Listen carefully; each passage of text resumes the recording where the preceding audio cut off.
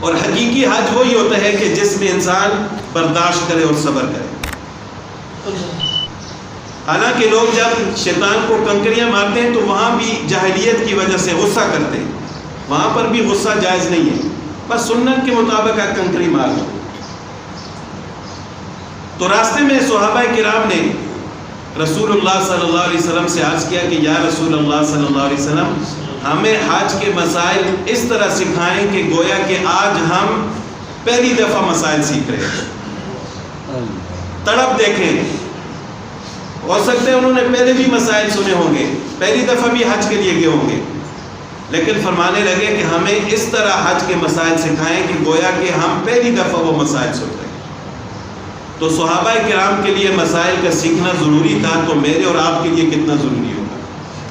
آج لوگ حج اور عمرہ کے لیے جاتے ہیں تو مہینہ 2 مہینے پہلے تیاری شروع ہو جاتی ہے، اور تیاری کس چیز کی ہوتی ہے؟ کیا لے کے جانا ہے، وہاں پر کیسے زندگی گزاریں گے، وہاں کوئی رشتہ دار لیتے ہیں تو اس کے لیے کیا لے کے جانا ہے، واپسی پر کیا لے کے آنا ہے۔ لیکن جو اصل چیز ہے تیاری کی، اس کی طرف ذہن ہی نہیں جاتا کہ ہم نے وہاں جا کے کرنا کیا ہے۔ ہم دن میں 5 نمازیں پڑھتے ہیں، نفلی نمازیں بھی پڑھتے ہوں گے، لیکن پھر بھی نماز میں ایسی غلطی ہو جاتی ہے کہ انسان کو پتہ ہی نہیں چلتا کہ اب مجھے کیا کرنا چاہیے، کسی سے پوچھنا پڑتا ہے مسئلہ۔ لیکن حج اور عمرہ انسان زندگی میں 1 یا 2 مرتبہ کرتا ہے، تو پھر اس کے لیے مسائل کا سیکھنا کتنا ضروری ہے۔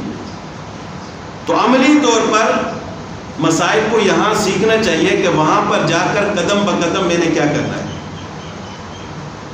تو اگر سنت کے مطابق حج کیا تو وہ اللہ تعالیٰ کے ہاں قبول ہوگا، حج مبرور ہوگا۔ اور اگر صرف دوسری تیاریوں کے ساتھ ہم گئے، لوگ بھی خوش ہو جائیں گے، وہاں پر ویڈیو بھی بن جائے گی، تصویریں بھی بن جائیں گی، نام کے ساتھ حاجی صاحب بھی لگ جائے گا، لیکن اصل مقصد فوت ہو جائے گا کہ جس مقصد کے لیے ہم گئے وہ مقصد فوت ہو جائے گا۔